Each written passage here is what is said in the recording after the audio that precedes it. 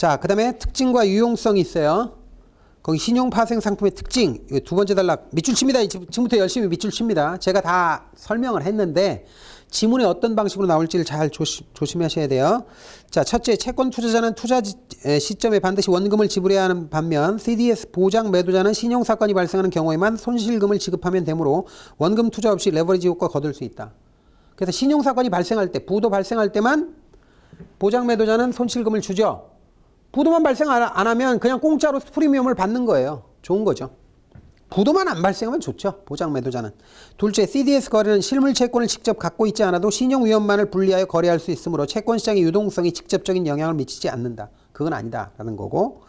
셋째, 준거 기업에 대한 부정적 전망으로 신용 위험이 증가가 예상될 경우 회사채 공매도 등의 전략을 생각할 수 있으나 현실적인 어려움이 있는 반면 신용 파생 상품의 경우 보장 매입을 통해 신용 위험에 대한 매도 포지션을 쉽게 취할 수 있다. 무슨 얘기냐 하면 만약에 준거 기업이나 준거 자산이 불안하다 이런 얘기를 하면 그럼 A는 채권을 팔거나 하면 돼요. 근데 그게 어려울 수 있단 말이죠. 그러면 그냥 보장 매입만 하면 그러면 이걸 쉽게 처리할 수 있다 그런 얘기입니다. 채권을 팔지 않고도. 자, 다음에 신용 파생 상품의 유용성과 위험성이 있는데 이건 간단하게만 체크하고 넘어가세요. 자, 유용성 다음과 같이 요약할 수 있다. 유용성 1번 첫 번째 줄에 신용위험 관리수단 밑줄 뭐 빤한 얘기죠. 2번 유동성 증가 밑줄 3번 신용위험에 대한 새로운 투자 기회가 생기는 거예요. 이제 신용에도 투자할 수 있게 된 거예요. 4번 신용위험의 가격 발견 기능이 생겨요. 요게 이제 유용성이고 그 다음 위험성이 있어요. 위험성 이것도 4개입니다. 1번 끝부분에 리스크 관리가 소홀할 경우 금융 시스템의 안정성이 저해될 여지가 높아요. 그 다음 페이지 2번 자, 두 번째 줄 도덕적 해이 현상 발생할 수 있다. 3번 정보의 비대칭 현상 발생할 수 있다. 그 다음에 4번에 두 번째 줄에 잠재적인 위험을 간과하게 만드는 결과를 가져온다는 거죠. 그러니까 위험만 떠넘기면 나는 좋다. 나는 위험을 떠넘겼으니까 나는 아무것도 안 해도 된다. 이런 도덕적 해이나 아니면 잠재적인 위험 같은 거는 그냥 넘어가 버리는 거죠. 나는 위험 떠넘겼으니까 나는 이제 위험 없어 이렇게 돼 버린다는 거죠. 자, 다음에 이제 주요 신용 파생 상품 두 번째로 이제 총수익률 수합 TRS 봅니다. TRS는 보장 매입자가 준거 자산에서 발생하는 이자, 자본 수익 등 모든 현금 흐름 이런 말 나오죠. 그러니까 이자나 자본 수익과 같은 모든 현금 흐름을 어떻게 해? 보장 매도자에게 다 넘기는 거겠죠. 현금 흐름을 보장 매도자에게 지급하고 보장 매도자로부터 약정 수익을 이렇게 받는다는 거예요. 약정 수익을 이렇게 받는다. 이 부도 시에 보상금뿐 아니라 손실금뿐 아니라 평상시에도 이렇게 돈을 주고 받는다는 거죠. 그래서 을 지급받는 계약이다. 준거 자산에서 발생하는 모든 현금 흐름을 이전하기 때문에 현금 흐름 측면에서 준거 자산을 매각하는 거하고 똑같다. 사실상 자산을 매각하는 거하고 똑같다. 모든 현금 흐름을 이전하니까 그 얘기죠.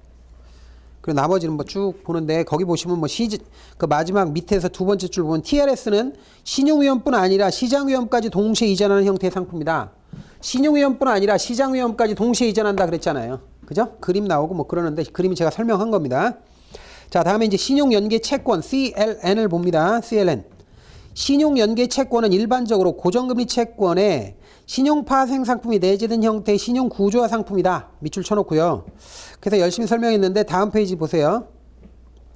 자, 거기 제가 설명한 거예요, 다. 그래서 설명한 거 이게 책을 짚어가면서 설명하려니까 너무 비효율적인 것 같아서 한꺼번에 한 거예요.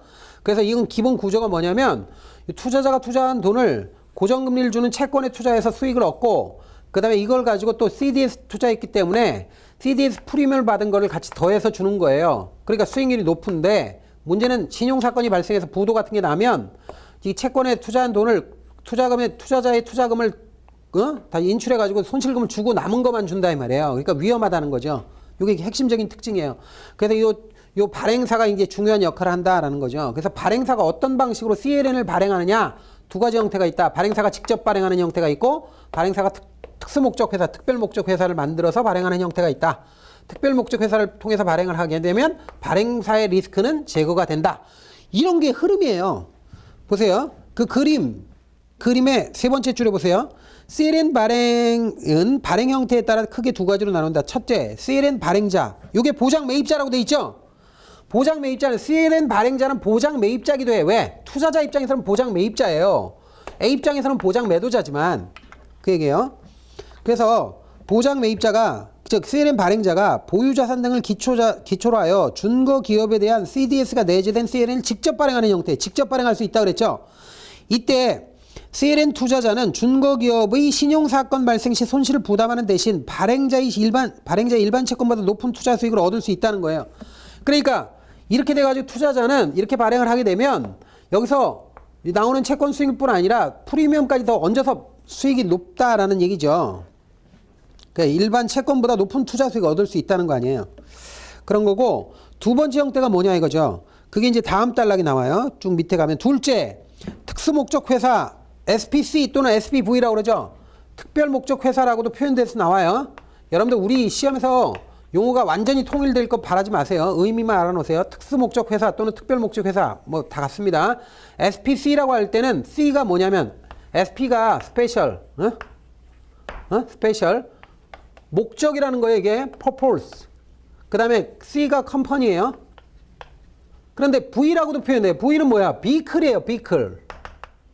vehicle, 기구라는 뜻이에요. 그래서 특수 목적 기구, 특별 목적 기구, 특별 목적 회사, 특수 목적 회사 아무거나 해도 됩니다.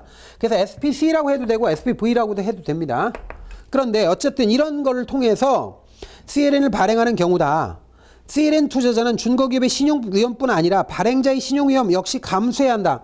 그러니까 준거자산에 대한 만약에 CLN을 발행회사가 직접 발행하면 준거자산에 대한 신용위험도 부담해야 되고 발행사의 신용위험도 또 부담해야 된다고 투자자 입장에서는 이중이란 말이에요. 준거자산의 신용사건 요것도 위험이고 발행회사의 신용사건도 위험이라는 거죠. 그러니까 준거자산의 위험하고 발행회사의 신용위험 이거 두 개 다 부담해야 되니까 특별목적회사를 세운다는 거죠. 따라서 만약 투자자가 준거기업의 신용위험은 인수할 수 있으나 발행자의 신용위험 인수에 제한적일 경우 난 발행회사가 망하는 것까지는 바라지 않는다. 그러면 특수목적 회사를 통해 발행한 CLN에 투자하면 이러한 문제를 어느 정도 해결할 수 있다.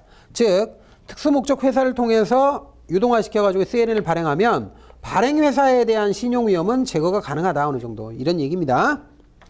자, 그 다음에 나머지는 그림 돼 있는데 그림 똑같아요. 제가 이야기한 거 SPC를 통해서 SPV를 통해서 발행하는 거를 예를 들어 놨습니다. 그러니까 제가 말씀드린 게 핵심적인 걸 쭉 맥락을 잡아서 쭉 설명을 했으니까 여러분들은 그냥 나머지는 읽어 보시면 돼요.